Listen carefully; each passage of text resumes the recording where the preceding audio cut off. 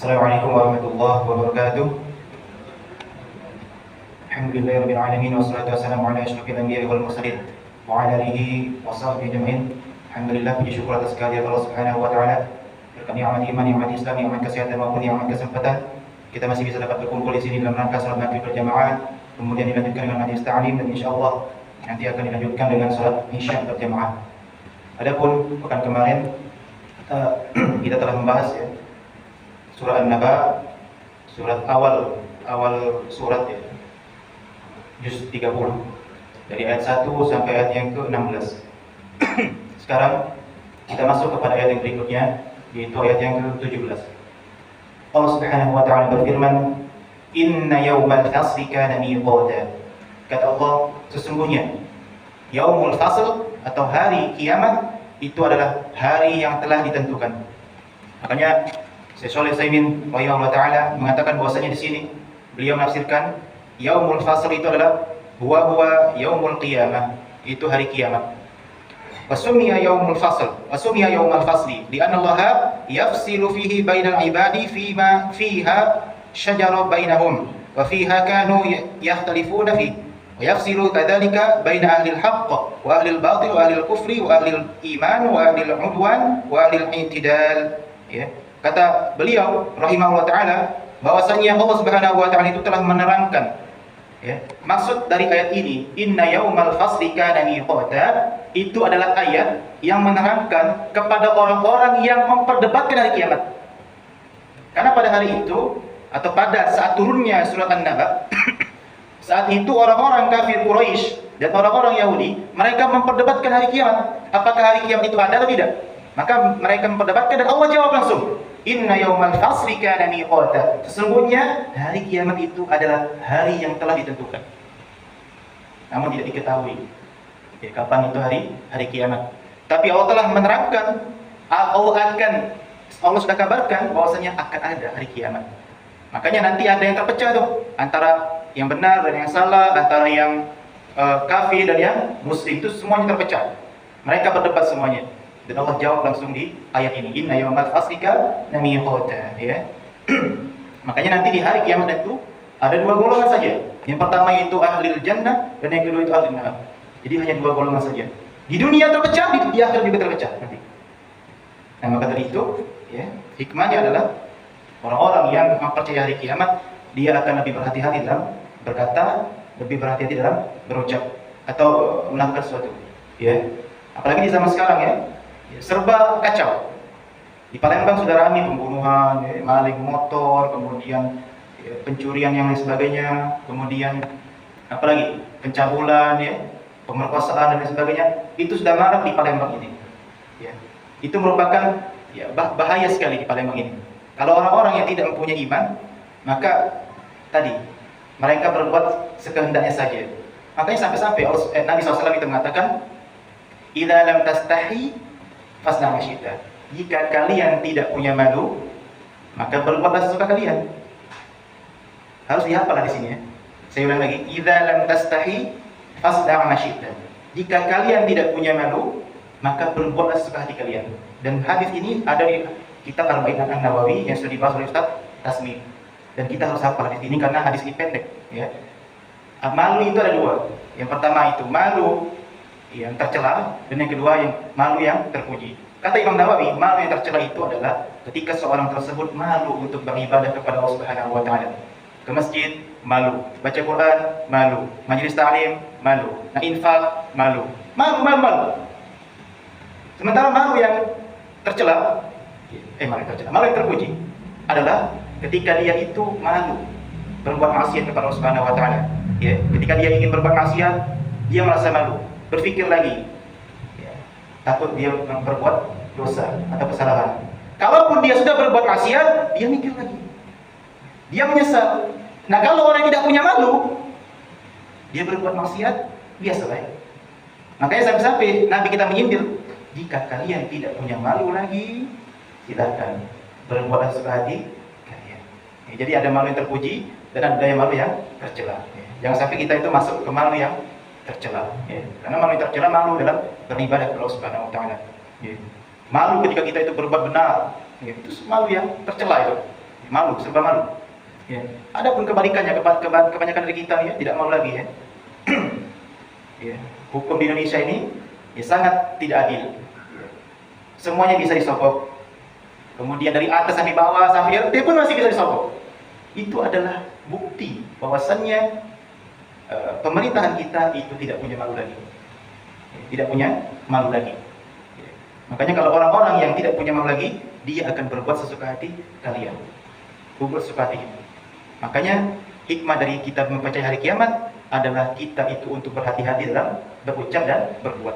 Kemudian Allah Subhanahu wa taala mengatakan dalam ayat selanjutnya, yauma yunfakhu fis suri fatatuna afwaja. Kata Allah Subhanahu wa taala, nih Allah berikan ciri-cirinya hari kiamat tersebut. Hari kiamat itu adalah hari di mana ditiupkannya sangkakala fatatuna afwaja. Kemudian nanti kita akan datang berkelompok-kelompok atau berbondong-bondong. Nah, kemudian Syekh Shalih Al-Utsaimin rahimahullah taala mengatakan bahwasanya an-nafikh itu orang yang meniup trompet. Bukan trompet, ya, tidak cocok sebenarnya. Orang yang meniup sangkakala, ya. Al-muwakkal fiha Israfil. Jadi makhluk yang meniup trompet adalah Israfil. Itu malaikat Israfil. Yanfukhu fiha nafkhatain. Jadi tiupan itu ada dua tiupan. Al-ula, tiupan yang pertama, yafza'un nas, thumma yus'akuna fayamutun. Tiupan yang pertama itu adalah tiupan kejutan. Tiupan kejutan ya untuk manusia. Sehingga orang-orang yang mendengar tiupan tersebut itu langsung terasa peka kupingnya. Kemudian fayamut, mati. Di orang-orang yang mendengar suara sangkakala tersebut nanti akan terasa peka kupingnya, kemudian dengan mendengar tersebut langsung mati. Nah, itu nanti akan berhubungan dengan hari kiamat ciri-cirinya. Makanya orang-orang yang mendengarkan sangkakala nanti adalah orang-orang munafik, orang-orang kafir. Ya, makanya nanti ada angin sejuk. Ya, sebelum adanya tiupan sangkakala, maka nanti akan ada angin yang bertiup sejuk, kemudian angin tersebut mematikan orang mukmin atau orang yang masih beriman kepada Allah Subhanahu wa taala. Adapun nanti orang munafik dan orang kafir tidak Allah matikan, Allah akan beri dia ya balasan di dunia dan akan diberi juga balasan di akhirat. Dia akan merasakan siksaan di dunia. Ya. Dan hari itu, kalau matahari sudah terbit di sebelah barat, maka tidak ada lagi taubat kepada Allah Subhanahu wa taala. Maka tidak ada lagi masuk Islam. Maka tidak ada lagi, semuanya tidak ada lagi, sudah terlambat. Kalau matahari sudah terbit sebelah barat. Dan itu Dajjal itu sudah selesai, mati, dibunuh Nabi siapa? Isa alaihissalam. Ya. Jadi nanti Dajjal itu tidak akan mati, Pak, sampai dibunuh oleh Nabi Isa. Ya. Maka kita berlindung dari fitnah Dajjal, dan saya tidak berharap hidup di zaman itu ya, karena luar biasa ya. Mama Gufron saja yang gila, yang pernah gila katanya, itu ada pengikutnya, Pak. Katanya pernah gila, itu ada pengikutnya. Banyak pula, muridnya juga bela. Dan muridnya itu paling gila. Gufronnya gila, muridnya itu lebih gila. Kenapa? Dia percaya orang gila. Itu Mama Gufron. Belum Dajjal. Dajjal itu mempunyai sifat ketuhanan, walaupun tidak semuanya. Bisa menghidupkan orang mati, tapi roh tersebut bukan roh aslinya, tapi roh tersebut yaitu jin kafir yang masuk ke tubuh jasad orang tersebut hidup kembali. Bisa menurunkan hujan, bisa menyuburkan tanaman, tapi dibalik sifat ketuhanan tersebut, Dajjal itu kakinya bengkang, matanya dua, buta satu, kemudian dia itu kurus ya, pokoknya jelek Dajjal itu ya. Jadi bukan bagus ya. Jadi jangan percaya dengan film-film. Dajjal itu jelek, kaki bengkang, matanya dua, buta satu. Ada tulisan kafar. Itu Dajjal. Jadi jangan percaya dengan film. Film-film itu adalah dusta. Katanya Dajjal ganteng, matanya satu, cuma itu dusta. Mata Dajjal dua, buta satu. Kakinya bengkang. Ya. Nah itu Pak. Jadi tiupan pertama itu adalah tiupan membuat manusia itu mati. Dan tiupan yang kedua adalah tiupan yub'atsuna min quburihim wa ta'mudu ilaihim awrahuhum. Tiupan yang kedua adalah tiupan di mana kita dibangkitkan dari alam kubur, kemudian Allah kirimkan lagi roh-roh kita yang dari alam kubur tadi berkumpul di padang mahsyar. Semuanya akan diadili oleh Allah Subhanahu wa taala. Pemimpin ketika dia itu memimpin di Indonesia ataupun di tempat lain tidak adil, akan diadili hari itu. Semuanya diadili, ya. Jadi jangan main-main. Ya, luar biasa bahayanya. Bahkan Allah ancam pemimpin yang tidak adil itu dia masuk neraka dan bisa jadi tidak akan masuk surga. Jadi luar biasa. Ya, pemimpin tidak adil, kemudian dosa-dosa yang lainnya, zina, kemudian membunuh, minum khamr, kemudian judi online, judi offline, nyabu, ya, ngadu ayam ke dukun, ya, kemudian mengganggu tetangga, kemudian apalagi LGBT, ya, dan lain sebagainya, dosa-dosa itu. Nah itu hati-hati. Makanya Nabi SAW itu sampai mengabarkan nanti di hari kiamat itu ada orang yang berbentuk seperti monyet. Kenapa dia berbentuk seperti monyet? Karena dia di dunia itu hobi mengadu domba atau namimah. Kemudian ada orang yang berbentuk seperti babi. Kenapa dia berbentuk seperti babi? Karena dia itu memakan makanan yang haram, okay? Memakan makanan yang haram. Ada juga yang berjalan dengan kaki terbalik. Kenapa dia? Karena di dunia dia makan riba. Di dunia makan riba. Kemudian ada orang juga yang nanti di hari kiamat dibangkitkan dalam keadaan buta. Ya, kenapa? Karena dia zolim kepada tetangganya, ya. Atau bukan zolim terhadap hukum. Hukum. Ya, zolim terhadap hukum. Ini biasanya itu ya, terjadi pada pemimpin-pemimpin, ya, dari atas sampai bawah. Zolim terhadap hukum, ya. Kemudian ada juga yang dibangkitkan dalam keadaan peka, telinganya dan bisu mulutnya. Dikarenakan apa? Karena dia berbangga dengan amal solehnya atau amal ibadahnya. Atau bahasanya ujub lah. Ujub itu berbangga diri.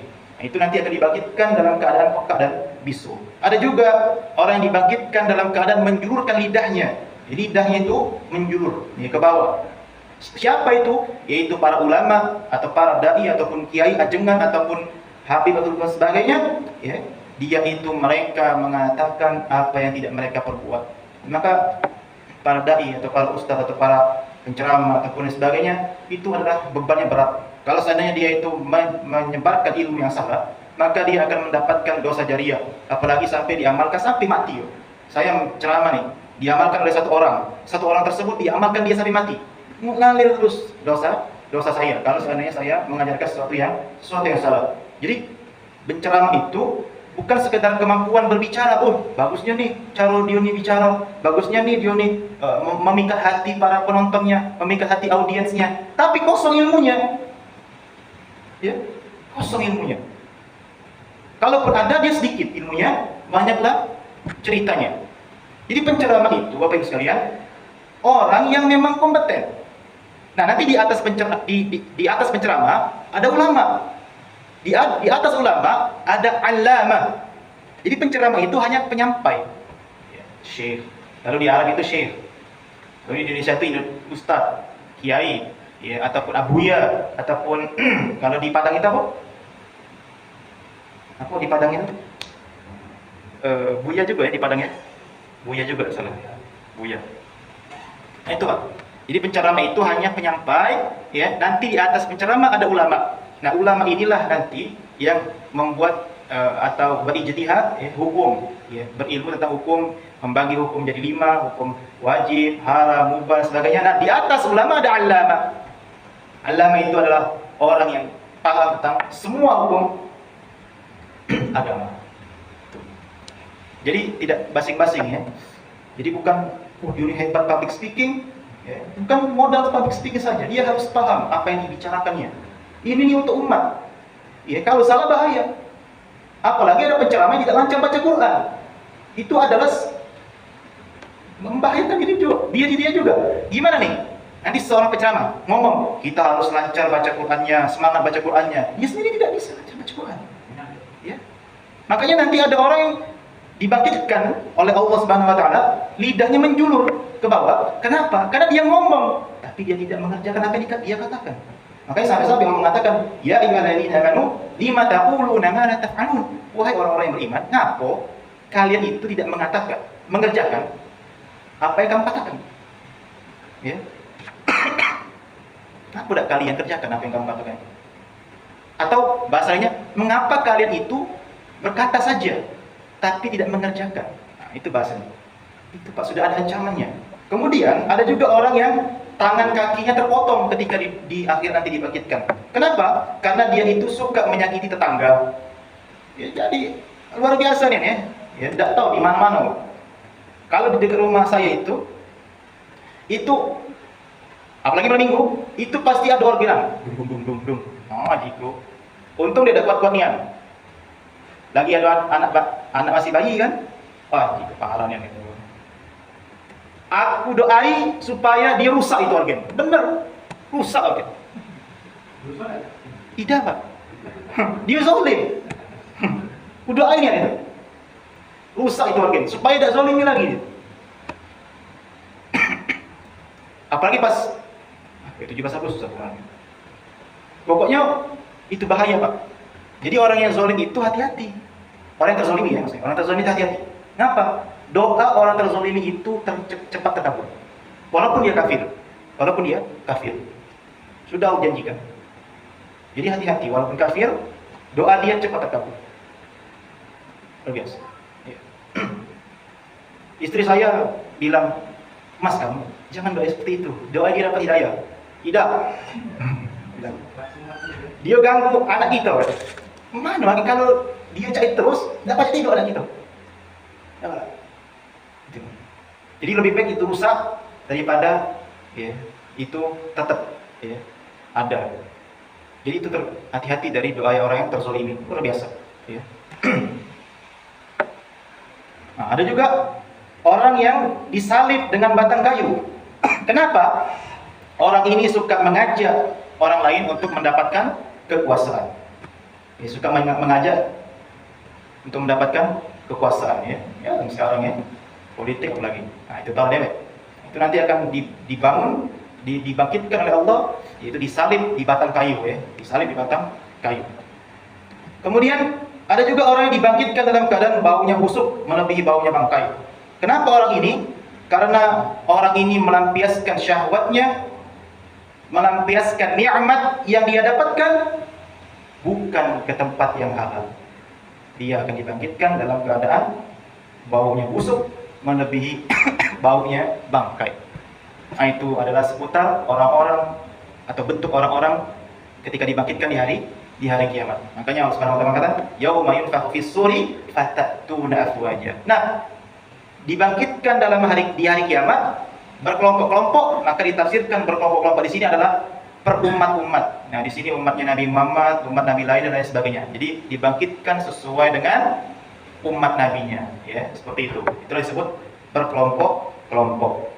Kemudian Allah Subhanahu wa taala mengatakan lagi nih ciri-ciri hari kiamat nih, wa futihatis samaa'u fakanat abwaba. Yaitu langit itu terbelah.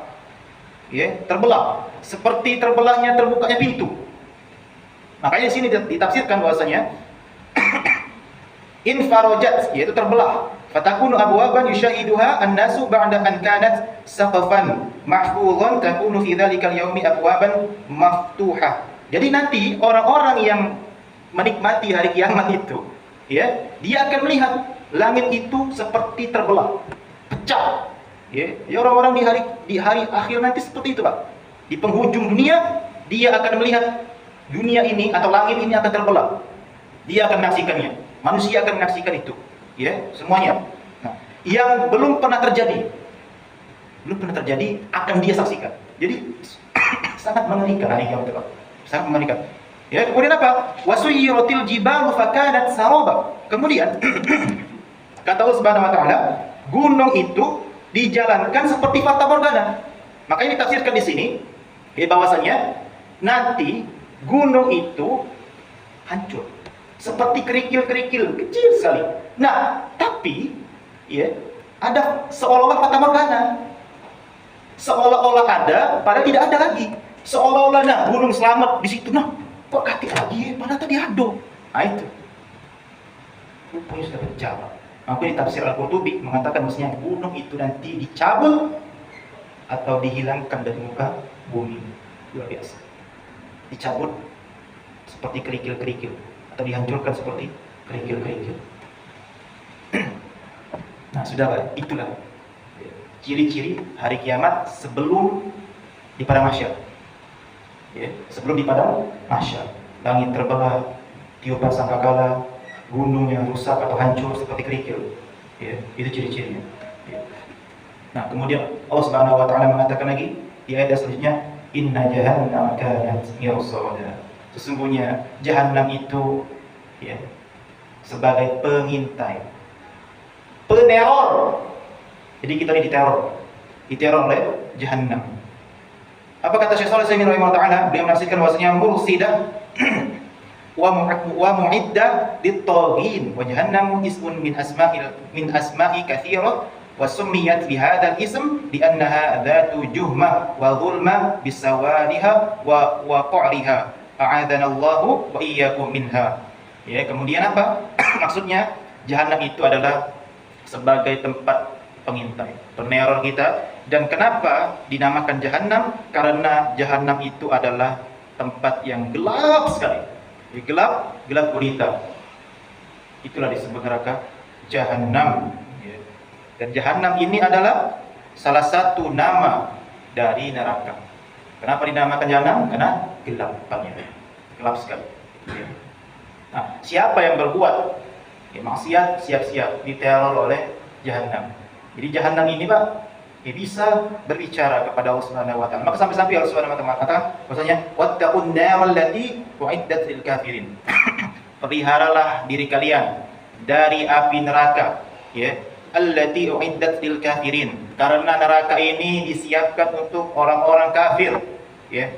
Karena di sini khususnya karena ini turunnya untuk orang kafir Quraisy dan orang Yahudi, maka di sini memang untuk mereka, ya. Tapi ini karena ini Al-Quran, maka untuk kita semuanya, ya, sebagai peringatan untuk kita. Disediakan untuk orang-orang kafir, ya. Kemudian bukan hanya orang-orang kafir saja, neraka itu disiapkan untuk orang-orang yang melampaui batas, ya.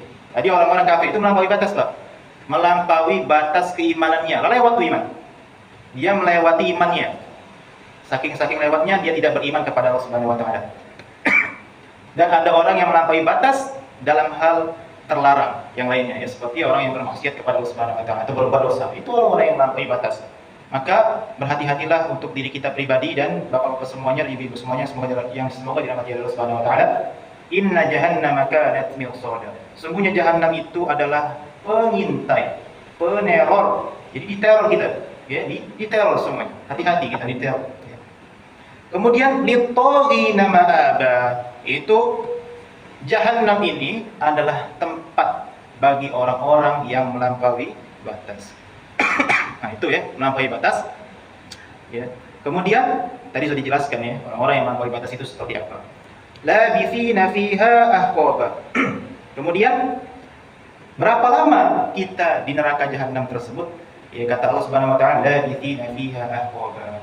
Yaitu mereka akan tinggal di neraka Jahannam itu berabad-abad.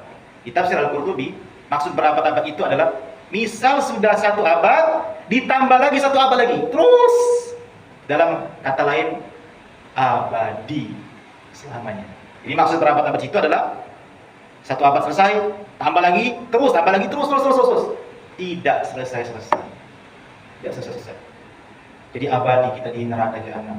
Labithina fiha ahqaba. Mereka akan tinggal di neraka Jahannam berabad-abad. Makanya Syekh Utsaimin mengatakan mudah dan tawila, ya. Jumlahnya sangat lama, ya. Faqadal Qur'anul Karim ala anna hadhihi al-mudada la nihayah. Jadi jumlahnya itu tidak ada akhirnya. Itu maksud berabad-abad, ya. Jadi jangan pernah kita menafsirkan bahwasanya oh, berabad-abad artinya ada batasnya. Tidak, berabad-abad di situ adalah abad ditambah lagi 1 abad lagi terus tambah terus. Ya sepanjang waktu. Maka hati-hatilah terhadap Jahannam. Nah, Allah Subhanahu wa taala kemudian ya, mengatakan lagi, ya. Nah, ketika dia sudah masuk ke dalam Jahannam, orang tersebut, apa kata Allah Subhanahu wa taala? La yadhuquna fiha bardan wa la syaraba. Di neraka Jahannam tersebut mereka tidak akan mendapatkan kesejukan dan tidak akan mendapatkan minum.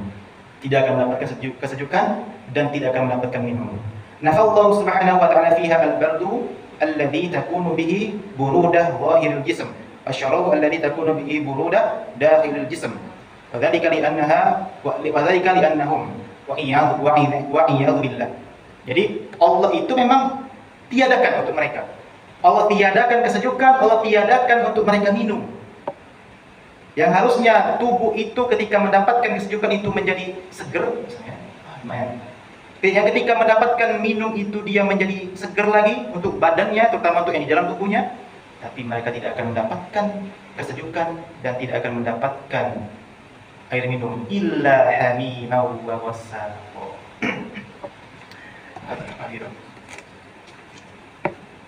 Apa tafsirnya? Kecuali dia akan mendapatkan air yang mendidih dan akan meminum apa minum?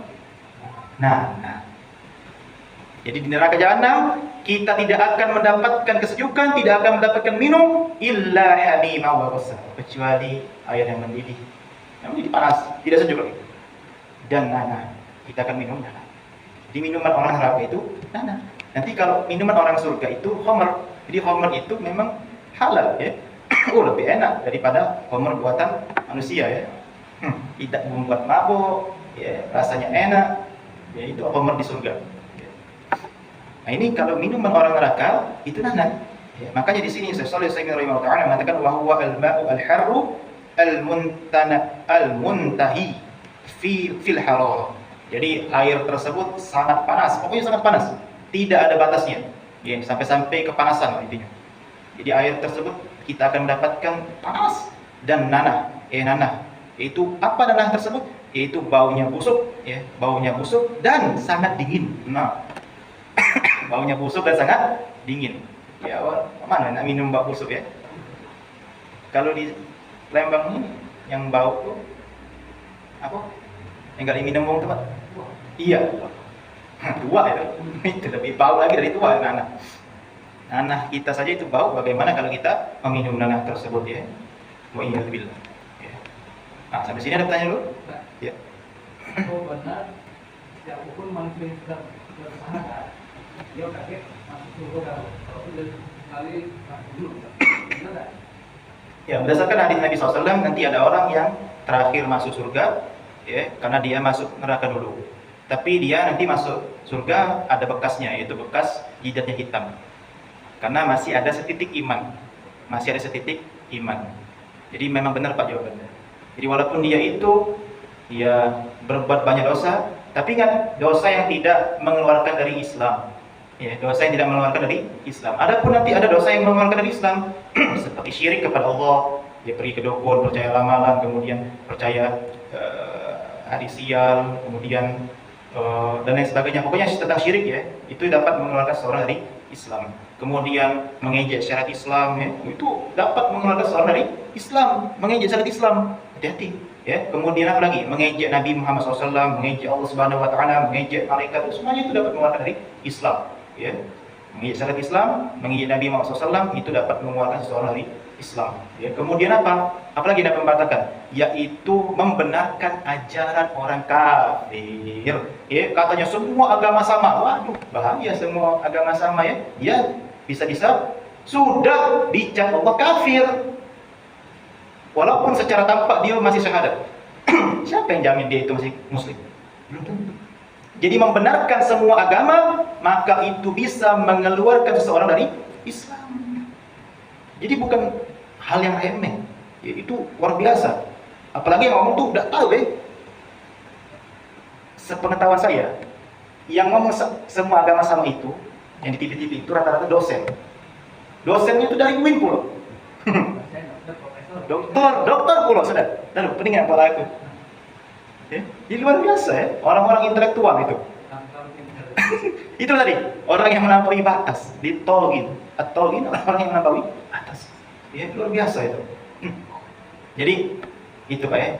Jadi insya Allah semua umat Islam masuk surga kalau dia tidak melakukan dosa-dosa yang dapat membatalkan keislamannya. Maka hati-hati. Nah, tapi ada catatannya nih. Jadi bukan berarti kita itu bebas melakukan dosa. Ayo, cak itu nak zina bela, cak itu nak khamr bela, cak itu nak berdosa bela, tidak.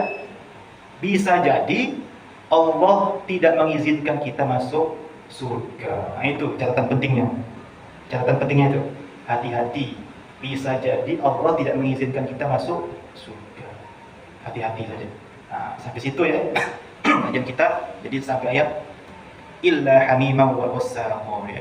Dapat minuman yang panas dan minuman yang nanah ya. Ayat keberapa itu?